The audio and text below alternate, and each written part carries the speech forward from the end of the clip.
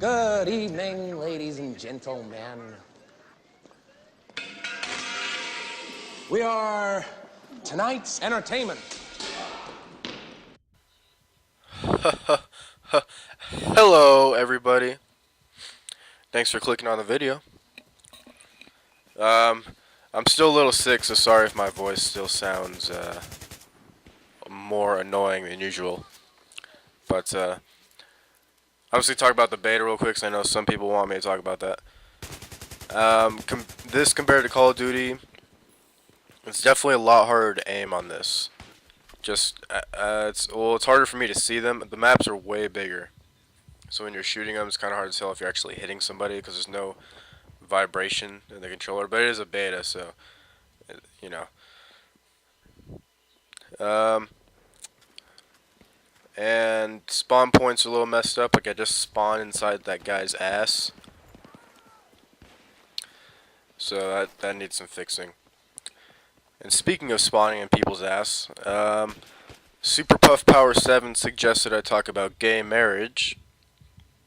So I'm gonna talk about that for a second. Now, gay marriage and gays or homosexuals in general, I don't have a problem with. I mean, if you like to stick your penis in another man's anus, then that's cool for you. Or if you like to have a man's penis inside your anus, whatever. Not for me. I wouldn't. That's not something I would like to participate in. I like to be my L inside of a V, not inside of a man's A, you know. But that said, I have no problem with it. I actually have a homosexual uncle, and he's one of the nicest people I know. And I work with a lot of lesbians. I'm not sure how that happened. I don't know why there's so many lesbians working at Arby's. Like I got a lesbian working as just an employee, a manager, a general manager, a and a district manager. So, I don't know. I don't know how that happened. I don't know why that is. I don't know why there's so many lesbians working in fast food. I don't know what the connection is between eating vaginas and eating roast beef. I don't understand it. But that's what happens, man. But no, I really don't. I don't have a problem. I think there's there's some there's some gay people that are a little weird, but I don't think it's because they're gay. I think it's just because that's just who they are. You know. I think being gay is just or not gay. I mean, sorry. Um, some some some guys that I've met, I don't really know them, are bisexual, and they're a little strange. I have to say, um, different from just a gay man. Like they're just weirder people, and they're uncomfortable. Maybe they probably had a bit of a rough life going through being bisexual. Maybe that has something to do with it. Cause I don't even know if there's okay.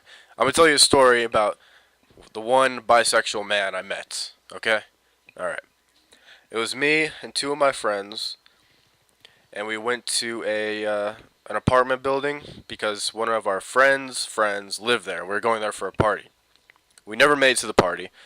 We got interrupted by these two girls that we met in the lobby. And like, oh, what are you guys doing? We're like, oh, we're going to a party. Oh, you should come with us. We're like, oh, okay. So we went with them, and it turns out they were meeting with these two other guys. So obviously these girls weren't too smart bringing two guys they just met to two guys that they previously made an arrangement with. I don't know what they were. I don't know what they were trying to do with that one. But we went there. The girls ended up liking us more than the guys that they were going to meet. It caused some problems. Um, so as we were leaving, we had one girl with us, and we got her into the hallway. Because remember, it's an apartment building. We got her into the hallway, and we were leaving.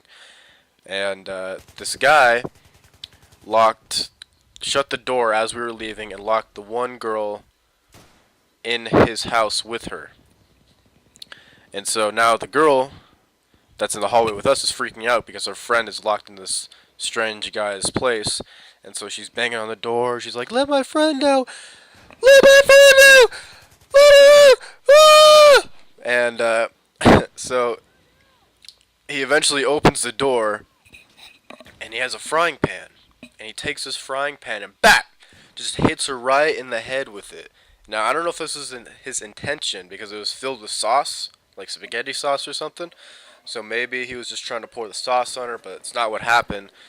She got a huge gash on her forehead.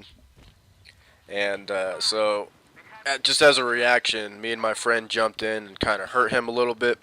Not too bad. I mean, I would have felt, I don't know. But we hurt him a little bad. And the cops ended up coming, and we tried to walk out like nothing happened. Anyways, I mean, he was an odd guy. He quick-tempered, and I don't know where I'm going with this. I don't even know. What were we talking about? Gay marriage. Okay, so gay marriage. If you're gonna get married and you're gay, that's cool with me. I mean, gay people should feel the same struggles as regular people getting married, right? That's it on that. Yeah, I don't know. Sleepwalking. Have you ever sleptwalk? I used to sleepwalk.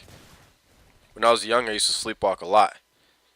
And I used to talk to my mom at night.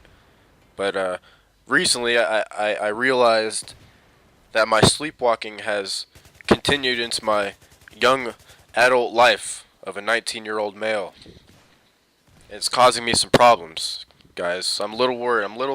I've been a little scared to go to sleep recently because of these issues that have come up with my sleepwalking as a young adult of 19-year-old male. So, what happened?